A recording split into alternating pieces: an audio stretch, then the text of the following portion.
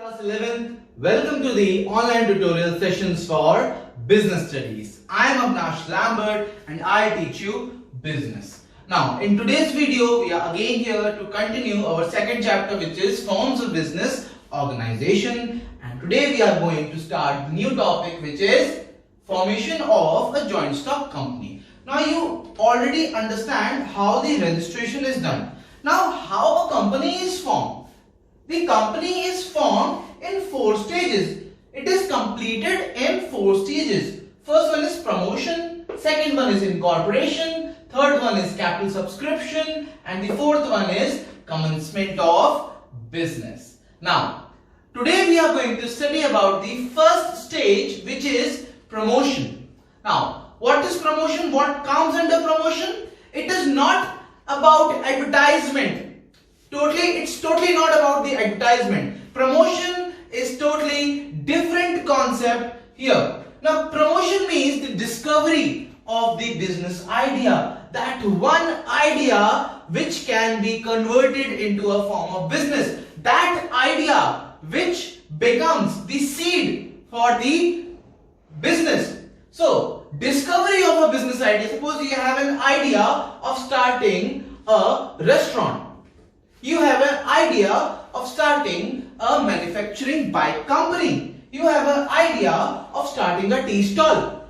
Any business thing, any idea which can be converted into a business, that thing is known as promotion. Discovery of business idea, and promotion conducts all the initiatives and investigations to form a company. How the company can be formed, what are the steps to take, what are the things you have to do, what are the investigations you have to search few things, whether your idea is applicable in your city or in your area or with your capital, or how you're gonna do all this stuff. So taking care of all the initiatives, and you have to do all the investigation and that idea.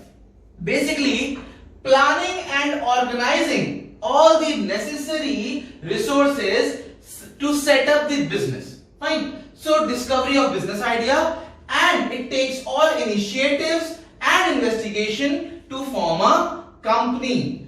Basically, planning and organizing all necessary resources to set up business. That is promotion. Understood? There is no advertising. It's basically the discovery of the idea and to organize and to plan your necessary resources to set up your business idea into a business organization. So this is the promotion. Now let's come to the meaning of promoter. Now, the person who performs all these activities, the person who performs all those activities of the promotion stage is the promoter. That promoter can be an individual, that promoter can be a group of people, or that promoter can be an institution. So, promoter could be an individual person or a group of person or an institution. So, the person or the institution or the group of people who performs all the activities of promotion stage are known as promoters. Now, let's start with the functions of promoter. Now, the first function is identification of business opportunity. Yes, I am talking about the discovery of business idea.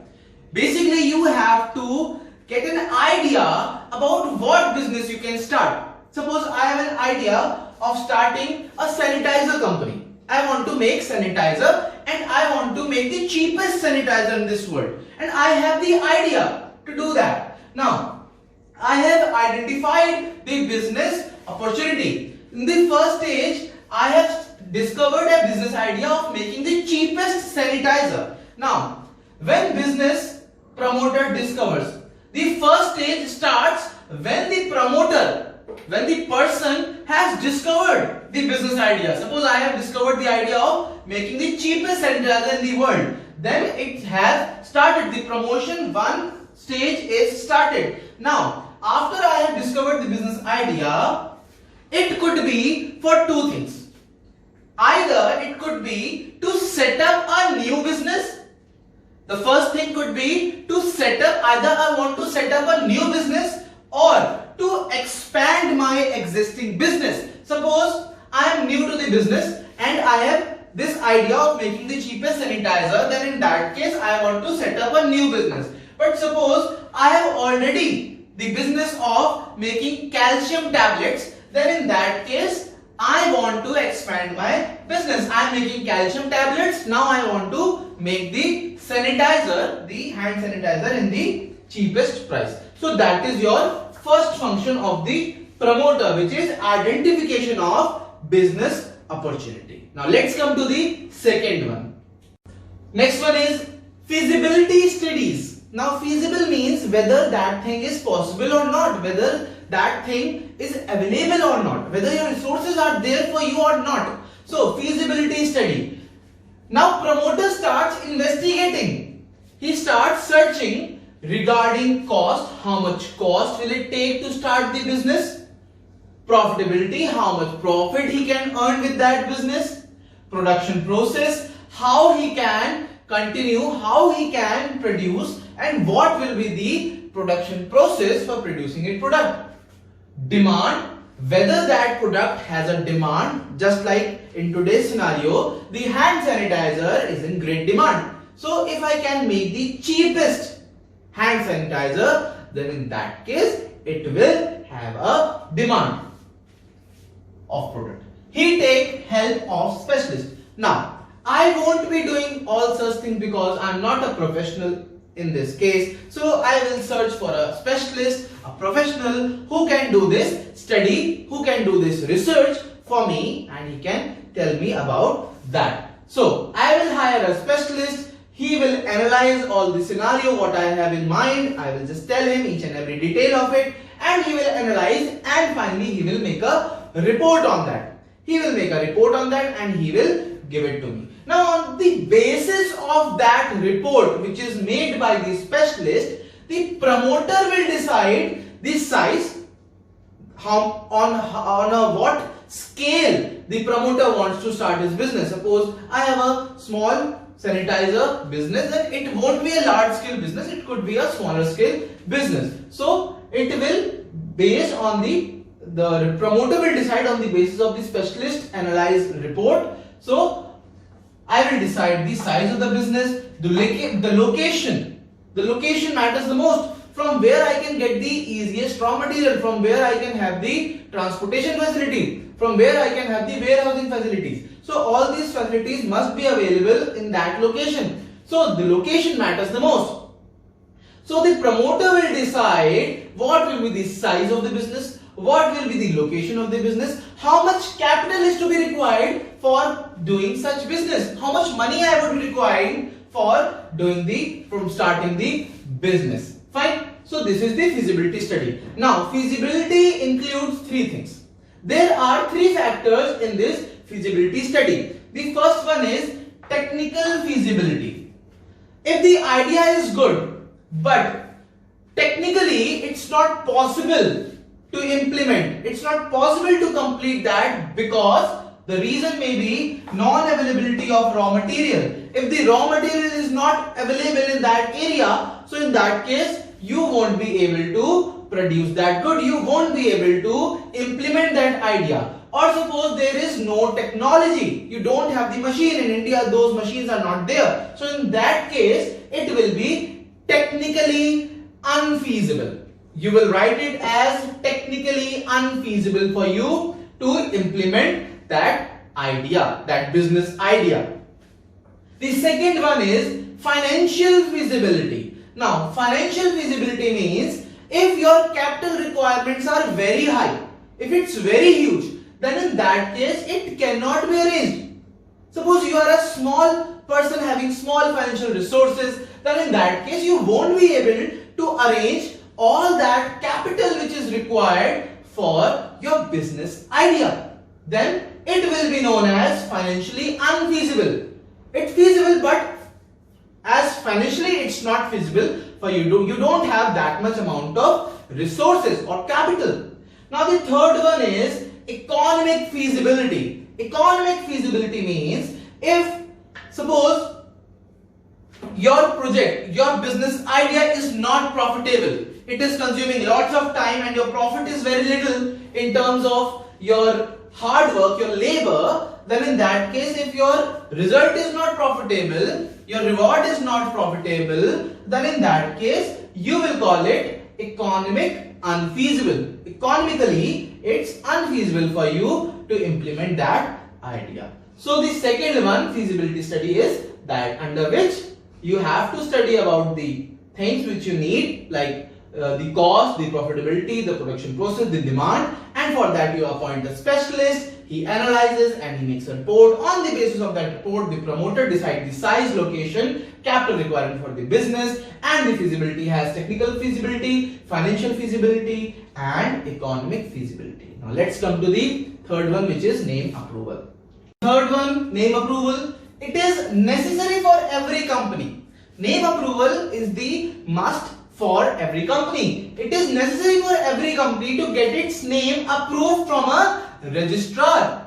You already know how to register, how companies register. Now, its name is necessary for the company to get its name registered from registrar. Now, registrar approves your name only in one condition, if your company's name does not match to any other company's name. If your company's name does not match, your name, your company's name must be unique.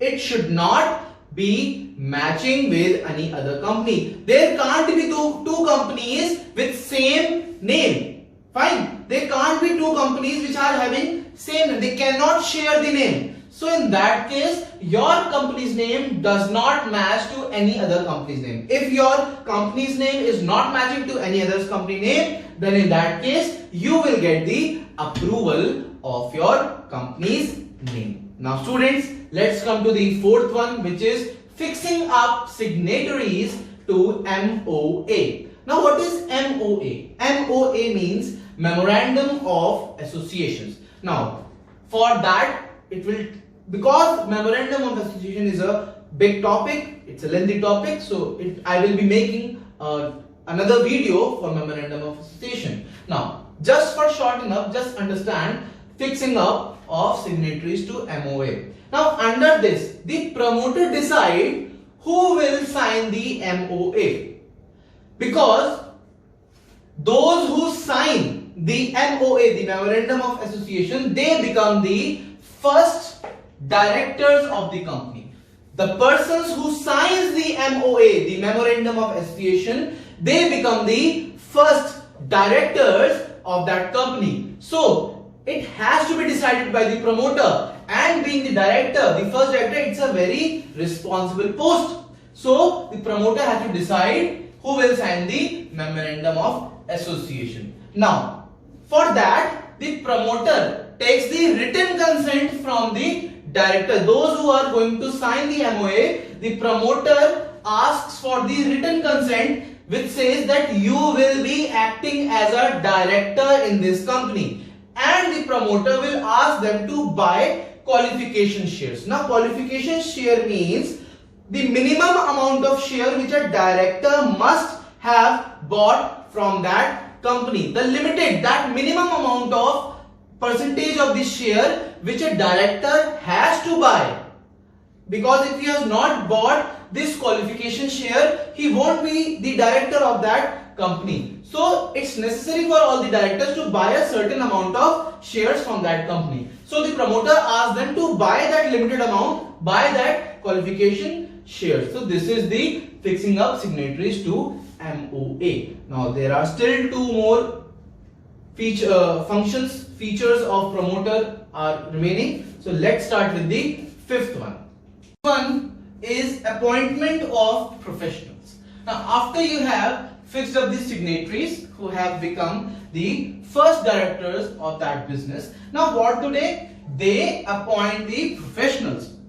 Promoter appoints, the promoter along with the directors, the promoter appoints brokers and underwriters. What they do, they make sure that the availability of capital is always there by selling off companies' securities. Whatever the security is of the company, whatever the company's security is there, whether it's land or whether it's their products or its assets or its machineries, so they can be sold for the availability of cash, availability of capital. So the promoter appoints the brokers and the underwriters to ensure availability of capital by sale of company's security. On the second place, they appoint solicitors or the lawyers or the CS to deal with legal matters of the company. In many cases, there are cases where they are indulged in some legal fights. So in that case, solicitors and the lawyers are appointed for taking care of the company in the legal matters. Next one they appoint are the bankers for the smooth financial functioning, so that they can easily get the loans and they can invest their money. So bankers are also appointed. Now let's come to the sixth one, which is preparation of necessary documents.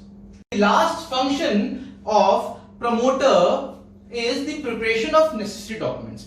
Actually, before moving to the second stage, which is incorporation stage, there are certain documents which a promoter need to make. So these documents are MOA, that is Memorandum of Association, AOA means Article of Association, and Prospectus. So I will make a separate video for these documents, but for that you just try to understand that preparation of necessary documents is there. The company prepares these legal documents because they have to be submitted to the registrar. Fine. Company prepares them because they are to be submitted to registrar at the time of incorporation. So before studying incorporation, I will teach you what is MOA, AOA and the prospectus. So students, that's all for today's video. I hope you have understood a lot. So stay home, stay safe and see you soon.